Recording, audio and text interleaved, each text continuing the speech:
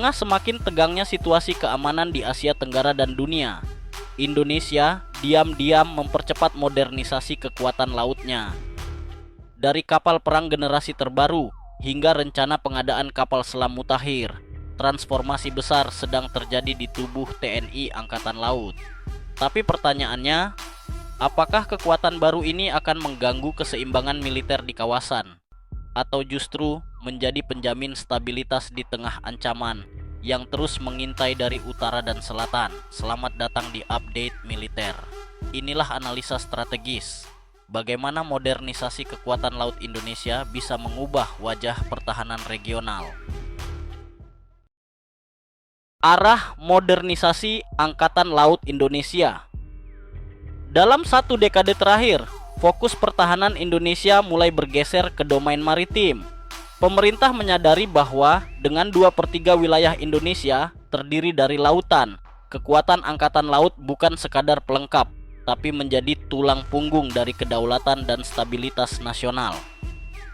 Saat ini, Indonesia sedang melakukan transformasi besar-besaran terhadap TNI Angkatan Laut. Sejumlah program modernisasi strategis tengah berlangsung. 2 Frigat Arrowhead 140 atau fregat merah putih sedang dibangun oleh Babcock Inggris dan galangan lokal di PT PAL Indonesia. Indonesia juga resmi memesan kapal selam Scorpène dengan teknologi AIP dari Prancis.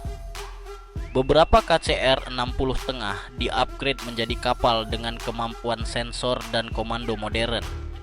Kemudian, TNI Angkatan Laut telah resmi diperkuat 2 unit kapal perang Brawijaya Class dari galangan Fincantieri Italia. Saat ini kapal masih di Italia dan proses pelatihan awak kapal sedang berlangsung. Kepala Staf TNI Angkatan Laut Laksamana Muhammad Ali baru-baru ini menghadiri serah terima kapal dari Fincantieri Italia kepada Kementerian Pertahanan Republik Indonesia dalam upacara resmi di Spezia, Italia, sekaligus mengukuhkan komandan dan awak kapal KRI Brawijaya. Kapal ini merupakan bagian penting dari armada TNI Angkatan Laut masa depan, dengan teknologi modern dan jangkauan operasional yang lebih luas. Tak hanya itu, KRI Golok, kapal siluman buatan dalam negeri, juga akan segera dipersenjatai dengan Combat Management System dan rudal buatan Turki. Ini menunjukkan bahwa Indonesia kini tidak hanya mengandalkan pengadaan luar negeri, tapi juga mendorong kolaborasi teknologi pertahanan yang strategis. Semua ini adalah bagian dari upaya membentuk Green Water Navy yang tidak hanya menjaga wilayah kedaulatan, tapi juga siap mengamankan kepentingan nasional di kawasan perairan luas dari barat hingga timur Nusantara. Perbandingan dengan negara tetangga. Modernisasi Angkatan Laut Indonesia tidak terjadi dalam ruang hampa. Kawasan Asia Tenggara adalah salah satu wilayah dengan kepadatan lalu lintas laut tertinggi di dunia, sekaligus panggung dari persaingan kekuatan regional yang makin kompleks. Mari kita lihat bagaimana posisi kekuatan laut Indonesia dibandingkan negara-negara tetangga. Singapura, meski wilayahnya kecil, memiliki angkatan laut yang sangat modern. Armada utamanya terdiri dari 4 frigat kelas Formidable dengan sistem radar canggih dan rudal permukaan ke udara jarak jauh. Mereka juga tengah mempersiapkan kapal selam Type 218 SJ generasi terbaru dari Jerman. Malaysia, sementara itu, masih dalam fase transisi. Mereka mengoperasikan kapal korvet dan LCS lama. Namun program Littoral Combat Ship baru mereka mengalami penundaan bertahun-tahun. Ini membuat kekuatan laut Malaysia stagnan, meskipun beberapa akuisisi drone maritim dan kapal patroli baru sedang berlangsung. Australia menjadi pemain besar di kawasan selatan, dengan armada yang mencakup kapal selam kelas Collins, destroyer kelas Hobart dengan radar Aegis, serta kapal serbu amfibi LHD. Mereka jelas sudah berada pada level Blue Water Navy.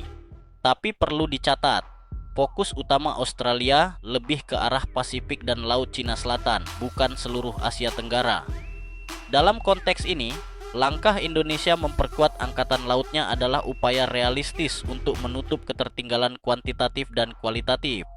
Dengan pengadaan frigat baru, kapal selam AIP, hingga sistem rudal dan CMS terkini, TNI Angkatan Laut bergerak cepat untuk menyeimbangkan peta kekuatan kawasan. Dan yang lebih penting, Indonesia tidak hanya memperkuat jumlah kapal, tapi juga meningkatkan kapasitas tempur, kesadaran situasional, dan interoperabilitas. Dampak regional modernisasi TNI Angkatan Laut. Modernisasi kekuatan laut Indonesia bukan hanya berdampak pada pertahanan nasional, tapi juga mulai menggoyang keseimbangan strategis di kawasan Asia Tenggara. Beberapa negara tetangga mulai memperhatikan secara serius peningkatan kekuatan TNI Angkatan Laut, terutama sejak Indonesia menjalin kerja sama pertahanan yang lebih terbuka dengan Prancis, Turki, dan Inggris. Di ASEAN, Indonesia kini mulai dipandang sebagai poros maritim dengan peran penyeimbang. Beberapa analis pertahanan di Malaysia dan Singapura menyebutkan bahwa Indonesia sedang membentuk naval deteren yang tidak bisa diabaikan. Di selatan, Australia mengikuti perkembangan ini dengan penuh perhatian. Mereka menyadari bahwa jalur laut strategis dari Samudra Hindia menuju Laut Cina Selatan kini tidak bisa sepenuhnya dimonopoli oleh kekuatan Anglo-Saxon. Indonesia menunjukkan bahwa sebagai negara kepulauan terbesar di dunia, kita punya hak dan kapasitas untuk menjaga jalur-jalur itu dengan kekuatan sendiri. Di utara, modernisasi ini juga mulai menciptakan efek getar ke arah Laut Natuna Utara. Aktivitas kapal asing di zona ekonomi eksklusif Indonesia, terutama yang berafiliasi dengan milisi maritim, kini dihadapkan dengan kekuatan angkatan laut yang semakin modern, terlatih, dan cepat dalam merespon. Bagi negara lain yang memiliki kepentingan strategis di perairan Asia Tenggara, Indonesia bukan lagi sekadar pengamat. Kini, kita adalah aktor utama dalam menjaga stabilitas, keamanan, dan kedaulatan laut regional. Pertanyaannya, apakah semua negara di kawasan siap dengan perubahan ini? Ancaman masa depan dan visi laut Indonesia 2030. Modernisasi kekuatan laut Indonesia bukan sekadar proyek alutsista. Ini adalah bagian dari visi strategis jangka panjang. Sebab ke depan, tantangan yang dihadapi TNI Angkatan Laut akan semakin kompleks, tidak hanya dari sisi militer tetapi juga non-tradisional.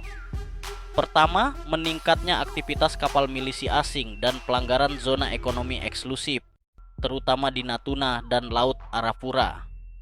Kedua, potensi konflik terbuka di kawasan Indo-Pasifik yang bisa merembet ke perairan kita.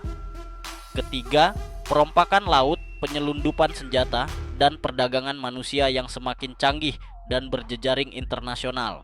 Dan jangan lupakan ancaman siber dan peperangan elektronik yang bisa melumpuhkan sistem kapal modern tanpa satupun tembakan dilepaskan. Maka dari itu, Indonesia menargetkan pada tahun 2030, TNI Angkatan Laut telah memiliki postur kekuatan laut yang mampu menjaga seluruh alki, alur laut kepulauan Indonesia, secara permanen menyebar kekuatan ke wilayah-wilayah rawan seperti Natuna, Saumlaki, dan Selat Sunda, serta mampu berpartisipasi aktif dalam operasi multinasional seperti anti-terorisme laut dan perdamaian global.